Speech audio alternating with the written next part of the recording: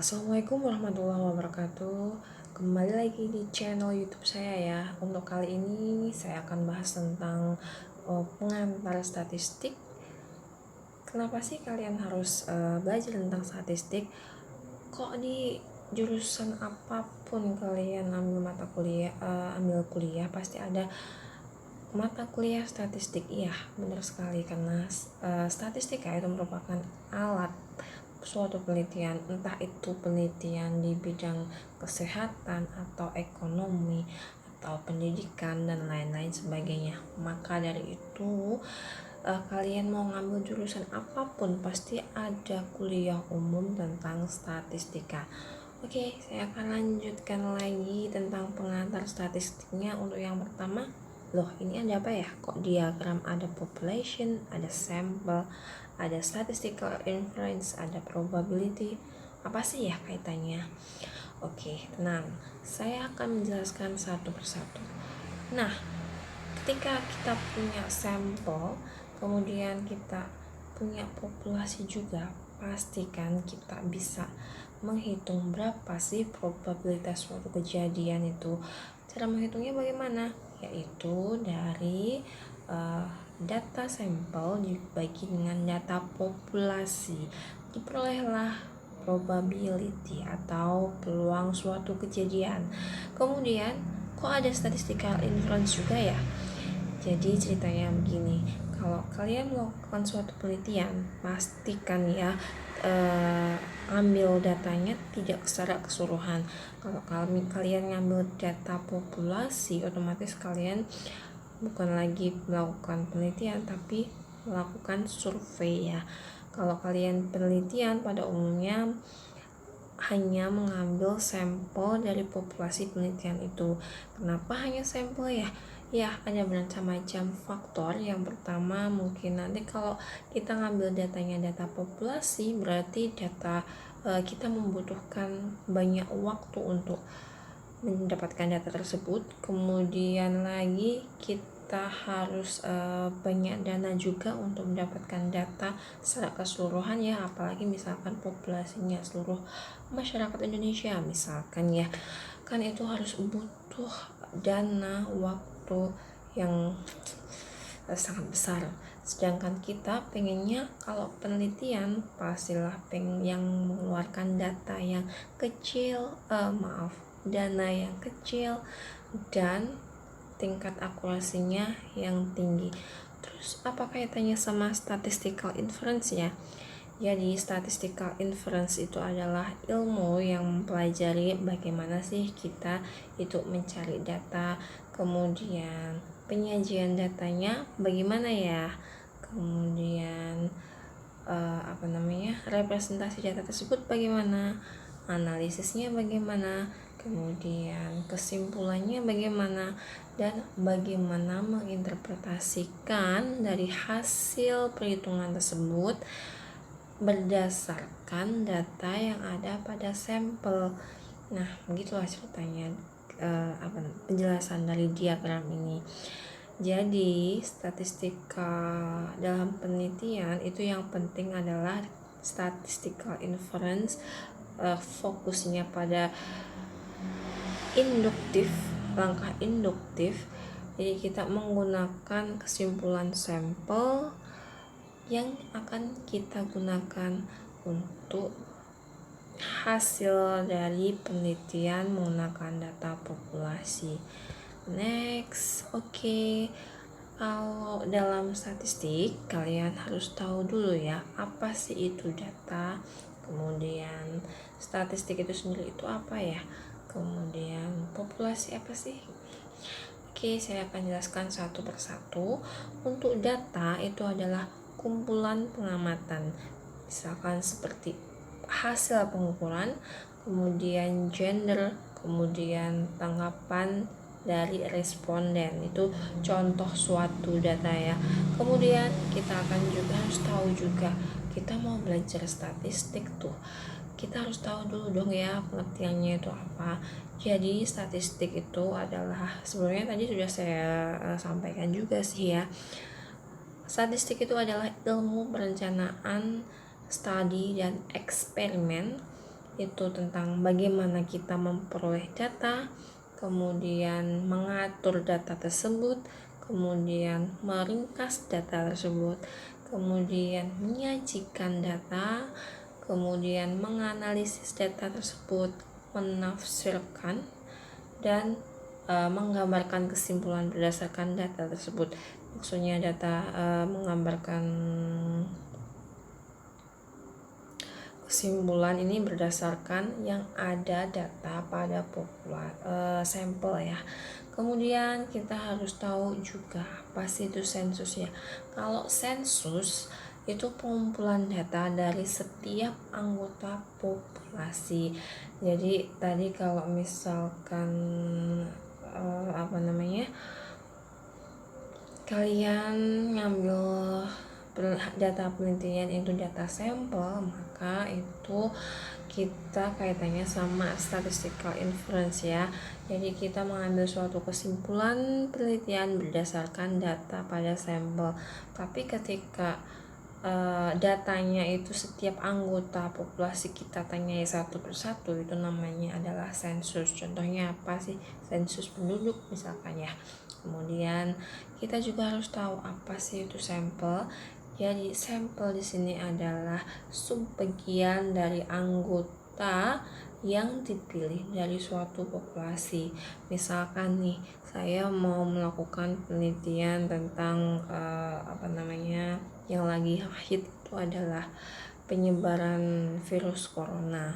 Nah, saya ambil populasinya penyebaran virus corona di Indonesia, berarti yang populasinya nanti adalah seluruh masyarakat Indonesia yang terinfeksi virus corona. Kemudian sampelnya tadi kan bagian dari koleksi anggota yang dipilih dari suatu populasi ya. Berarti contoh sampel dari kasus penyebaran virus corona tadi adalah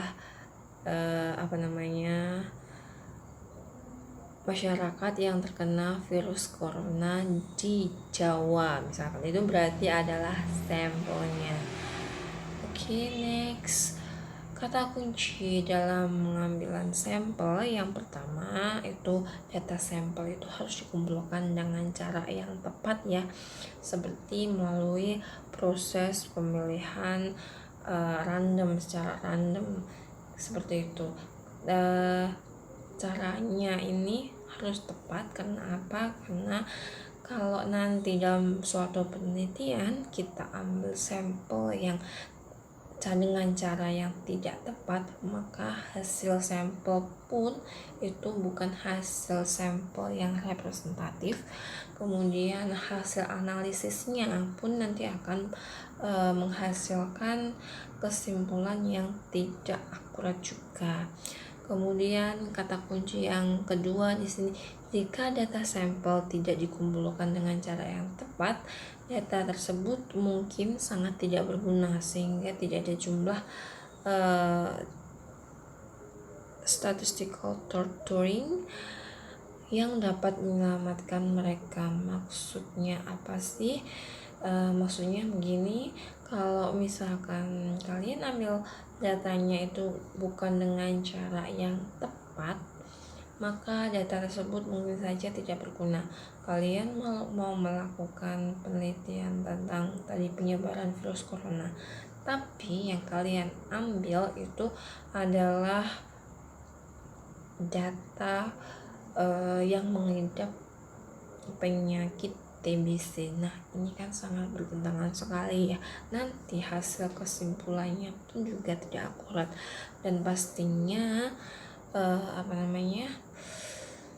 data yang kalian peroleh itu tadi akan sia-sia, tidak bisa kita olah dengan statistik. Ya iyalah ya, tujuan kita tadi kan mau menganalisis tentang penyebaran virus corona. Kok datanya yang digunakan itu data penyakit TBC? Itu sangat tidak tepat. Oke, selanjutnya di sini saya akan bahas tentang parameter dan statistik ya. Perlu diperhatikan kalau yang di depan tadi yang saya jelaskan sebelumnya itu adalah statistika, ada kalau Inggrisnya adalah statistics, ada S-nya ya. Itu ilmu yang mempelajari ya, bagaimana kita mengambil suatu data dan seterusnya sampai menggambarkan kesimpulannya. Tapi di sini kalau statistik itu adalah pengukuran numerik yang menggambarkan karakteristik dari sampel.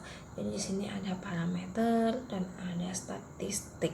Kalau parameter itu adalah pengukuran numerik yang menggambarkan beberapa karakteristik dari populasi. Tapi kalau statistik di sini adalah pengukuran numerik yang menggambarkan beberapa karakteristik sampel. Oke, next selanjutnya di sini nanti kalau dalam penelitian kalian akan ada tuh namanya data kuantitatif dan data kategorik. Data kuantitatif itu yang seperti apa sih? Data kuantitatif itu data yang terdiri dari angka yang menunjukkan jumlah atau hasil pengukuran. Kemudian data kategorik itu data yang menunjukkan yang terdiri dari nama atau label, pokoknya dia yang bukan angka ya, yang mewakili jumlah atau hasil pengukuran. Kalau kuantitatif dia tadi adalah angka, tapi kalau kategorik itu berarti dia adalah nama atau label ya. Kemudian next, contohnya data kuantitatif itu seperti apa sih? Di sini contohnya misalkan umur ya. Umur pastilah ya angka, makanya dia adalah data kuantitatif. Contoh lain data kategorik di sini misalkan jenis-jenis partai ya. Di sini ada Demokrat, Republikan, Independen dan lain sebagainya dari survei responden. Kalau di Indonesia nih ada macam-macam tuh kan ya, tentang partai, ada PDI, ada Demokrat, ada Golkar dan lain sebagainya.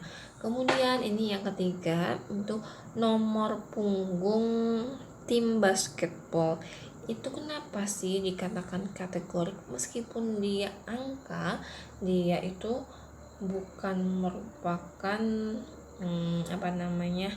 hasil perhitungan angka, hasil perhitungannya, tapi dia merupakan label. Oh, yang nomor punggung 24 itu adalah label atau 6 nomor punggung si A.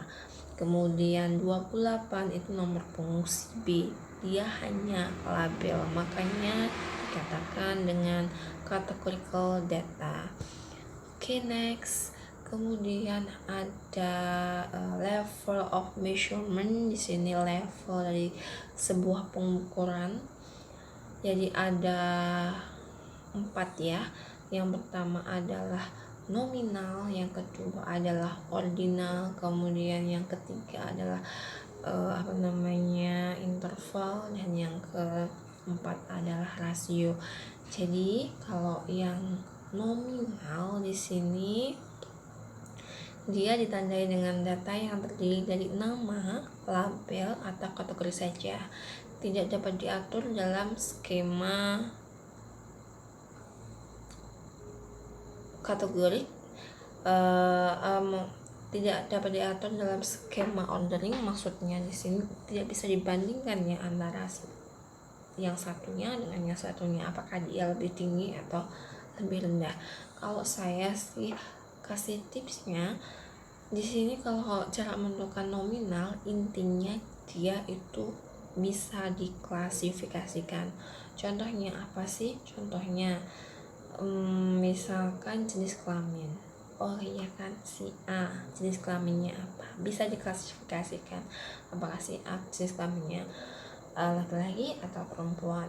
Kemudian contoh lain adalah agama, bisa diklasifikasikan ya. Si A agamanya apa, si B agamanya apa, si C juga agamanya apa. Next.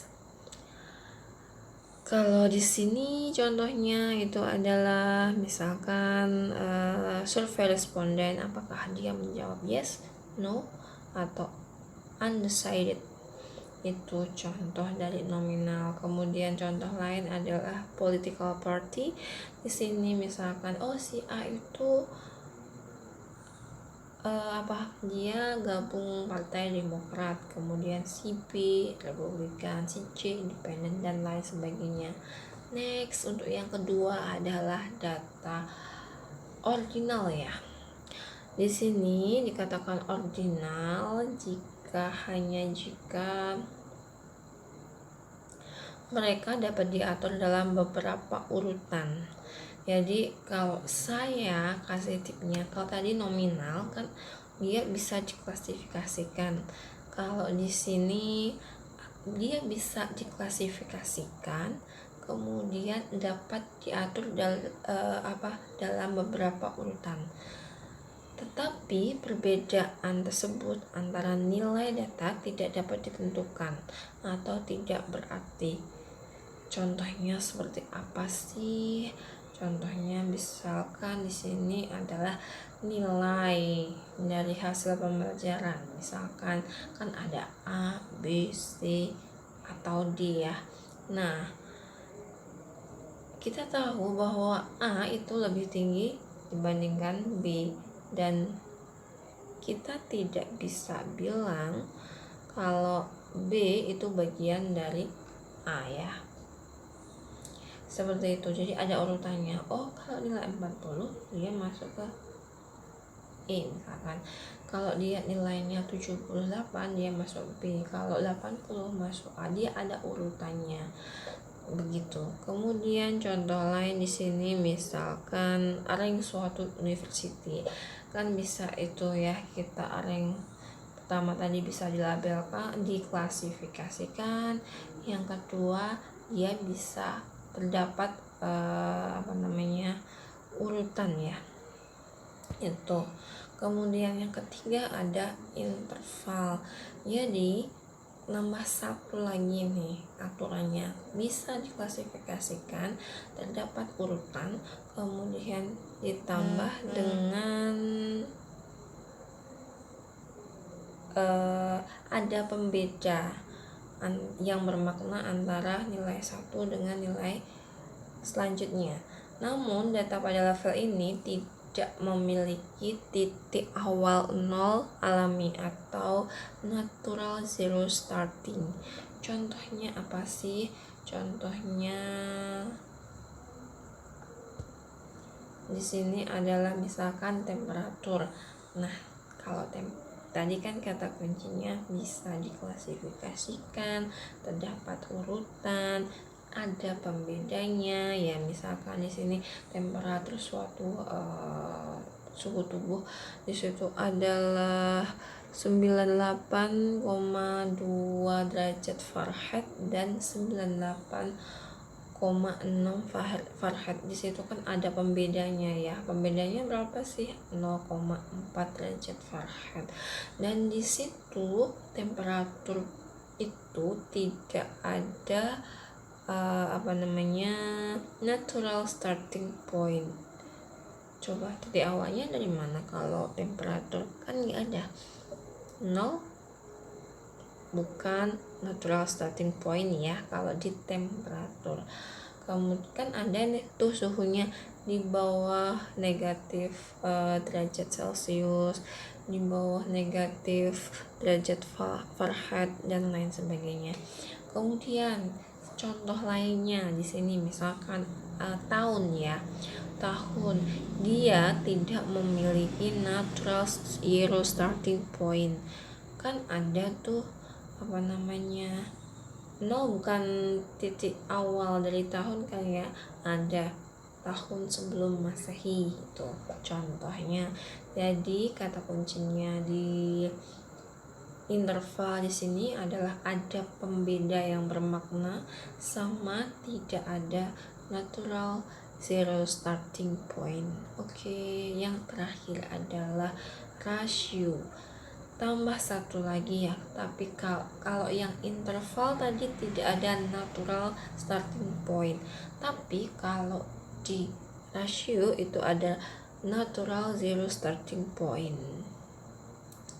Dan di sini kalau di rasio itu kita bisa bandingkan tuh antara yang variabel yang A sama yang B. Contohnya di sini misalkan jarak kan starting pointnya, natural starting pointnya di sini adalah 0 ya. Kalau kita tidak sama-sama di sini kan berarti tidak ada jarak, berarti natural zero starting pointnya adalah 0 km. Kemudian selanjutnya adalah harga kan tidak ada ya, negatif sekian rupiah, negatif sekian dolar, seperti itu. Kemudian selanjutnya collecting sample data. Jadi dalam pengumpulan data sampel itu kita bisa secara observasi dan eksperimen. Kalau yang observasi itu seperti apa sih? Kita itu hanya mengamati dan mengukur karakteristik tertentu ya, tetapi kita tidak memodifikasi subjek yang sedang kita pelajari itu. Kita hanya mengamati dan mengukur karakteristik ya. Beda lagi kalau eksperimen, berarti kita melakukan sebuah eksperimen atau treatment pada subjek yang kita amati tersebut. Ya, kalau observasi berarti kita hanya mengamati dan mengukur saja, tapi kalau eksperimen kita melakukan treatment terhadap subjek tersebut. Oke. Kemudian kita akan bahas juga tentang simple random sample. Sampel acak sederhana dari n subjek itu dipilih sedemikian rupa sehingga setiap sampel yang mungkin dengan ukuran yang sama n itu memiliki peluang yang sama untuk dipilih. Jadi misalkan saya ambil sampel dari satu kelas mahasiswa gitu, jadi peluang masing-masing mahasiswa untuk dipilih itu adalah sama. Itu contoh dari simple random sample.